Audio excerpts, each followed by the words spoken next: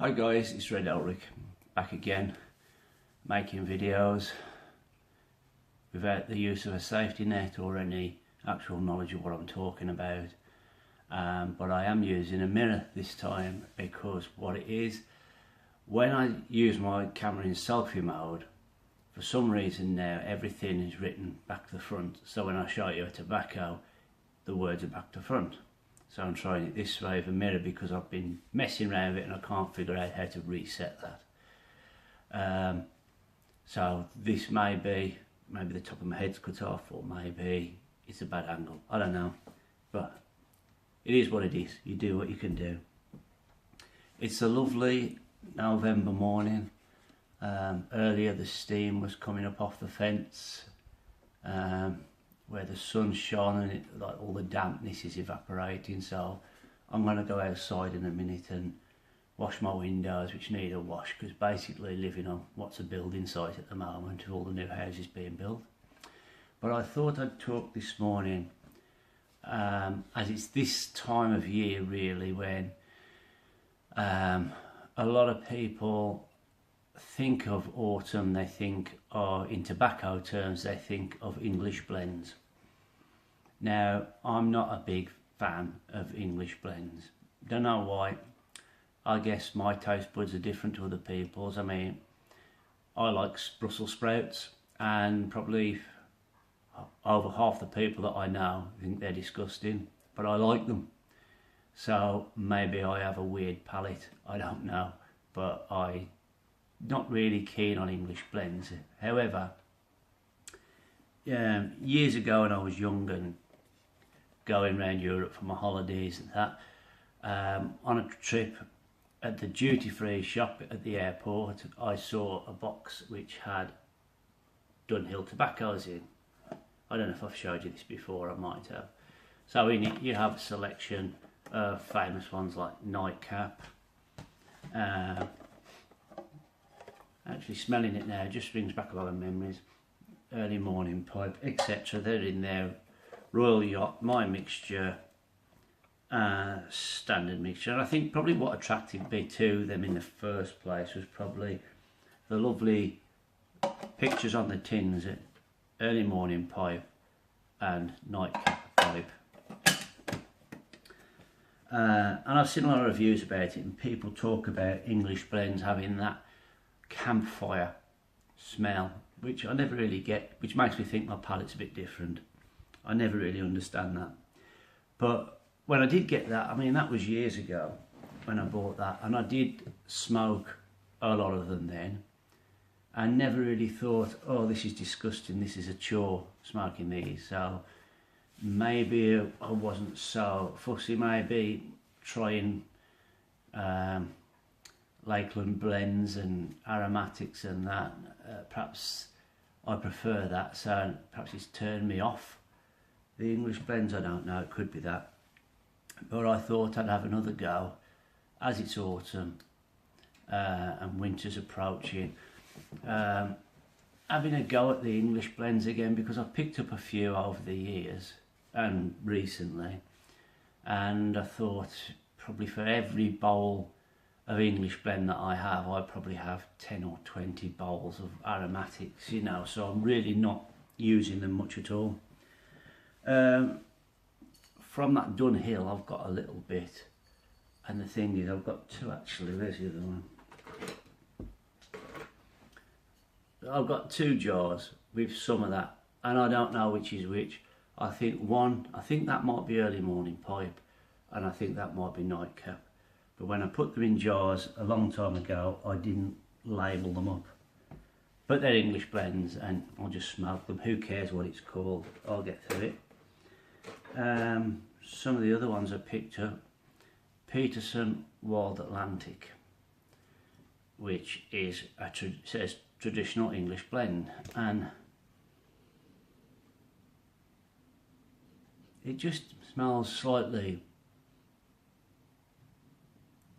organic. I know it is organic. It reminds me of something that you smell that you come across when digging in the garden or turning over the compost heap when it's not horribly smelly, just just has a faintly sort of earthy sort of smell to it. But why? This is why I make more reviews about pipes than I do about pipe tobacco, because I could be telling you this, and with my weird palate, you might think, well, that's nothing like my experience. Squadron Leader, another English blend. I like that one a bit better. It's English, but not so strong as the Dunhills, and not as earthy, or that organic earthy smell that you get with the Peterson one. It smells cleaner, if that makes sense, and probably sweeter, but with that toned down compared to the Dunhill, toned down English blends. And then the last one I have is some Presbyterian.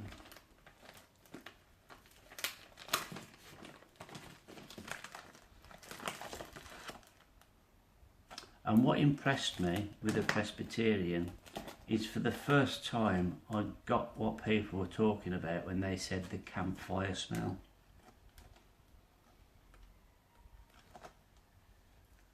I think I could get used to this. I think if I have a go at just smoking English blends, I could get used to it and probably really like Presbyterian, because it's like, it's a campfire, the fire's gone out, the wood's there, you're kicking the wood over and you get that smell of burnt wood. Yeah. So what I've done, before I go out and wash the windows, what I've done is I've loaded up a bowl in, see that, in this nice yellow rainbow falcon twisted stem, with a Istanbul bowl, an unusual one. It's got meerschaum inside, but it's quite an unusual rustication on there. So I'm going to light this up and try this. So that's my plans for the next month, maybe two, is to hit the English blends.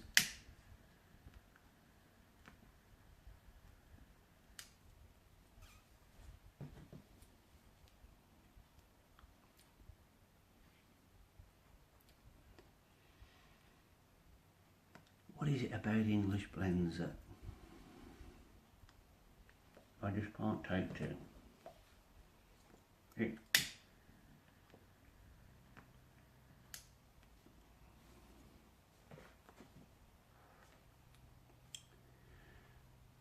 What comes to mind, one of my brothers had an old canvas rucksack, and it was years and years old, and because it was old-fashioned, sort of old-fashioned canvas,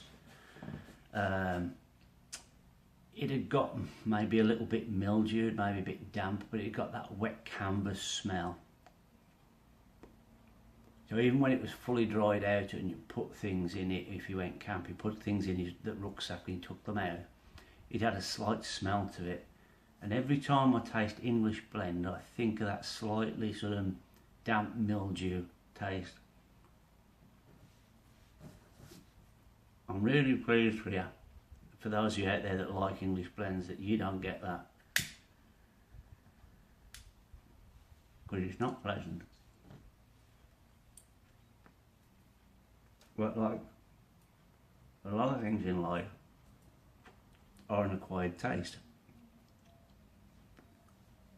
I love blue cheeses, especially things like Shropshire Blue and Stilton. The people in some countries, like Japan, would never dream of eating cheese with a blue moulding, and the idea of eating that would disgust them. But then they eat things like pickled eggs, 100-year-old eggs, which is like, ugh, I can't even stand to look at that. So, am I waffling? I'm waffling, I know.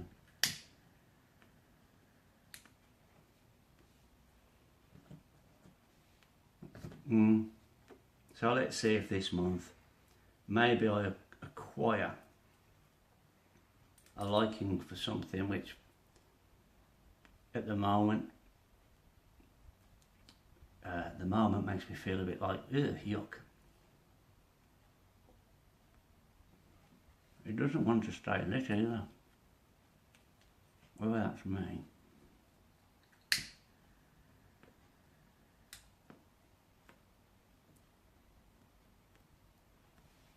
Well, because I'm talking too much. I'm probably talking too much, that's why.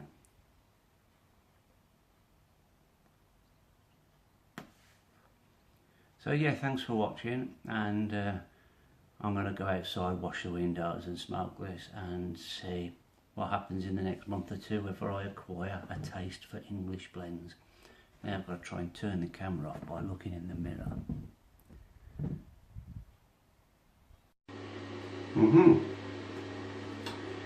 So I'm in the library, aka the downstairs toilet. I've been outside washing the windows, smoking this English blend. So my thoughts on it: this is the Presbyterian. It's a good place to smoke in this house. The only place I really feel comfortable smoking indoors, because it's got a little extractor fan up there, so I don't get the complaints that I've smoked the room out. Yeah. What I noticed about smoking the English blend Presbyterian is after a bit I forgot that sort of that unusual smell which I was talking about earlier. I forgot about that. I was just concentrating on what it gave me in the actual note, the smoking note. I forget the technical term, but the flavour that it gave me. And I'm going to say this one is it's spicy, a bit peppery.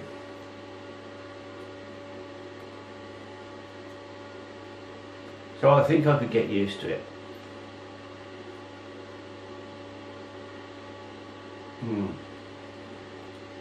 Someone's going out because I'm holding the camera with one hand. I've given up on using the mirror. I've gone back to using the selfie way. I'm trying to smoke it with the other hand, and yeah, it's gone out. It's gone out.